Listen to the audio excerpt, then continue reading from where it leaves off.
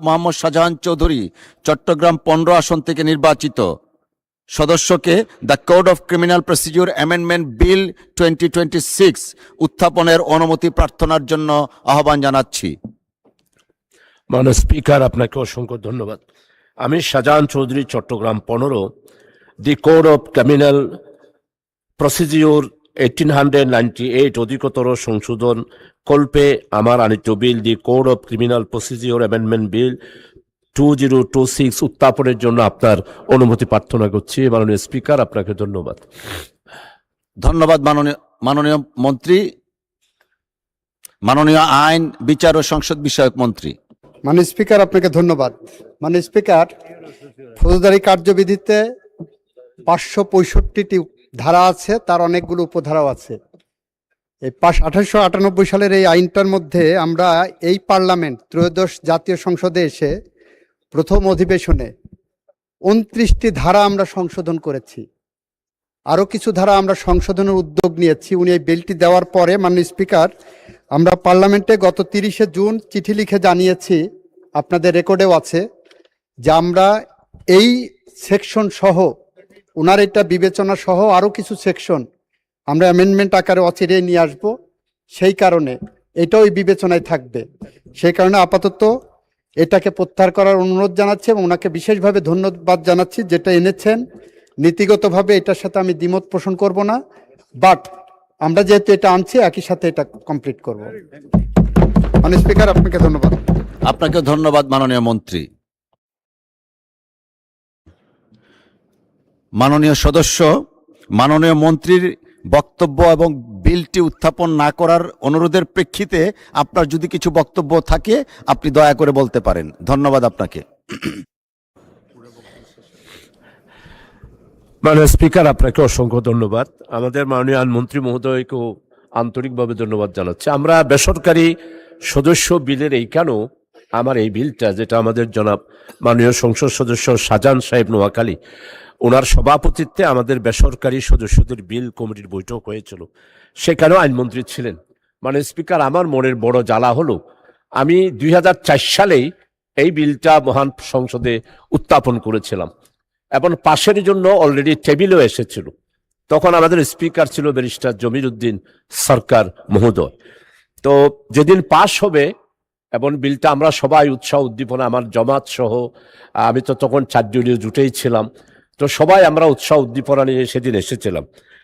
সেই দিন আমাদের মাননীয় প্রধানমন্ত্রী, দেশ নেত্রী, 3 বারের প্রধানমন্ত্রী, আমার অত্যন্ত পরম শ্রদ্ধাভাজন, উনি আমাকে স্নেহ করতেন। উনি আমাকে ডেকে যখন বললেন যে আমরা বিলটা বিবেচনা করব, নির্বাহী আদেশ দেব, আপনি উইথড্র করেন। তো আমি সেই এটার পরিপ্রেক্ষিতে আমি উইথড্র করেছিলাম। এটা আমাদের সম্মানিত তখনকার দিনের ডক্টর খন্দকার মোশাররফ সাহেব, উনি উপস্থিত ছিলেন, সবাই আপনারা পুরাতন যারা আছেন। তো কিন্তু সেই যে 2004 সাল, আজকে 2026 সাল, এখনো পর্যন্ত আমি যে পোস্টমর্টম অ্যামেন্ডমেন্ট বিল, মাননীয় স্পিকার আপনি নিজেও জানেন, প্রতিদিন সড়ক দুর্ঘটনা, প্রতিদিন আমাদের বিষ প্রয়োগে মারা যাচ্ছে, পানিতে ডুবে মারা যাচ্ছে, নৌকায় ডুবিতে মারা যাচ্ছে। এদেরকে পোস্টমর্টম করার জন্য যখন আনা হয় মাননীয় স্পিকার, কত যে জ্বালা, কত যে কষ্ট। একদিকে মৃত্যুবরণ, আরেকদিকে তাদেরকে পোস্টমর্টম, আরেকদিকে তাদেরকে দাফন কাফন, এই সব জ্বালাতন থেকেই 1898 সালের আগেই এটা, এই পোস্টমর্টম এই বিষয়টা তখনকার দিনও আইনটা ছিল। মানে স্পিকার, আমি এই জন্যে এই দুঃখ, এই ব্যথা, এই বেদনা, জনগণের এই গ্লানি থেকে মুক্ত হওয়ার জন্যই আমি অত্যন্ত সাজানো গুজানো ভাবে এই বিলটি আমি দীর্ঘদিন সাধনা করেই আমি আবারও এতদিন পর, প্রায় 22 বছর পর আবার এই বিলটি এনেছি। তো মাননীয় আইনমন্ত্রী যদি মেহরবানি করে এটাকে উইথড্র করার জন্য বলেছেন, আমি এটাকে অবশ্যই সম্মান করি এবং আপনাকে অবশ্যই সম্মানিত করব। কিন্তু আমার এই বিলটা যদি আপনি একটু কমিটিতে গিয়ে বিবেচনা করে আমারগুলোও যদি এইখানে অ্যাড করেন, যে মহিলাদেরকে মহিলা করবে, পুরুষেরা পুরুষদের করবে।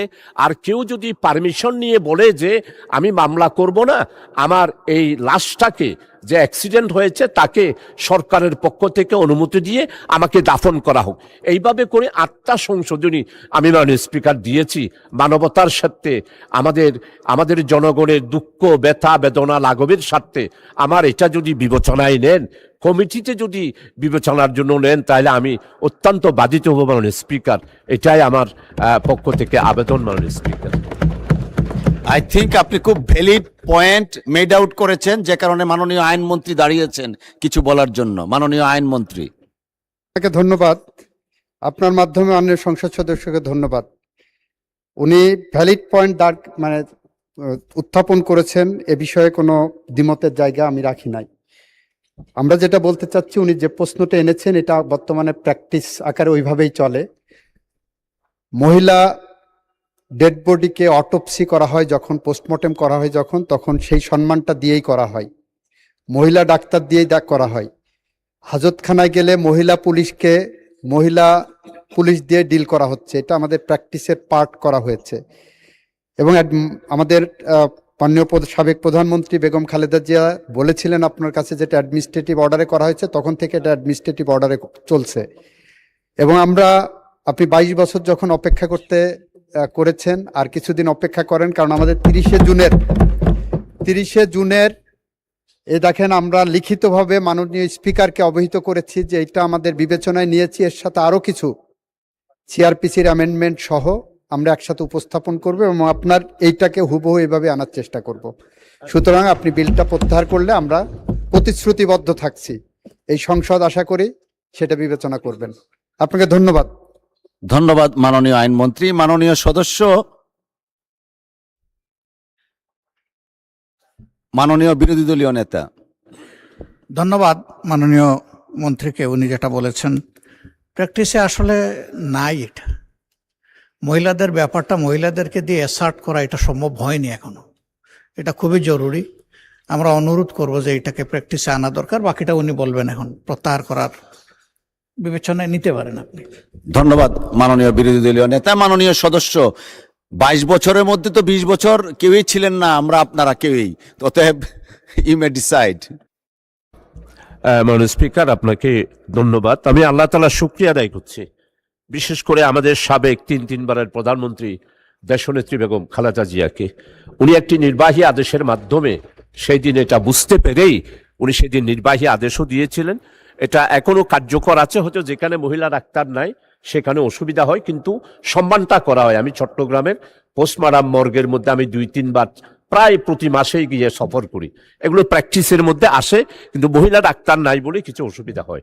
আমাদের মাননীয় বিরোধী দলের নেতা এবং আমাদের আমির জনাব ডক্টর শফিক সাহেব যথার্থই বলেছেন যে প্রত্যেক জায়গার এটার কার্যকরী নাই। আমি আমাদের মাননীয় মন্ত্রীর আশ্বাসের পরিপ্রেক্ষিতে, এবং আমার মনে হয় আমার এই বিলের ব্যাপারে আজকে সারা জাতি এই বক্তব্যটা শুনছেন, আমাদের আইনমন্ত্রী মহোদয়ের বক্তব্য শুনেছেন, আমরা সবাই এটার প্রয়োজনীয়তা উপলব্ধি করছি। সেটার পরিপ্রেক্ষিতে যিনি যে আশ্বাসটা দিয়েছেন আমার বিলটাও অ্যাকোমোডেট করবেন, সেটার পরিপ্রেক্ষিতে আমি ওনার আশ্বাসের পরিপ্রেক্ষিতে আমি আমার এই বিলটা প্রত্যাহার করে নিচ্ছি। মাননীয় স্পিকার, আপনাকে অসংখ্য ধন্যবাদ। আপনাকে অসংখ্য ধন্যবাদ মাননীয় সদস্য। মাননীয় সদস্যবৃন্দ, যেহেতু মাননীয় সদস্য জনাব শাহজাহান চৌধুরী মাননীয় মন্ত্রীর অনুরোধের প্রেক্ষিতে বিলটি সংসদে উত্থাপন না করতে সম্মত হয়েছেন, সেহেতু আমি বিল উত্থাপনের অনুমতি প্রস্তাবটি আর ভোটে দিচ্ছি না। এই প্রেক্ষিতে মাননীয় সদস্য কর্তৃক আনিত the code of criminal procedure amendment bill 2026 সংসদে উত্থাপিত হলো না। মাননীয় সদস্যবৃন্দ,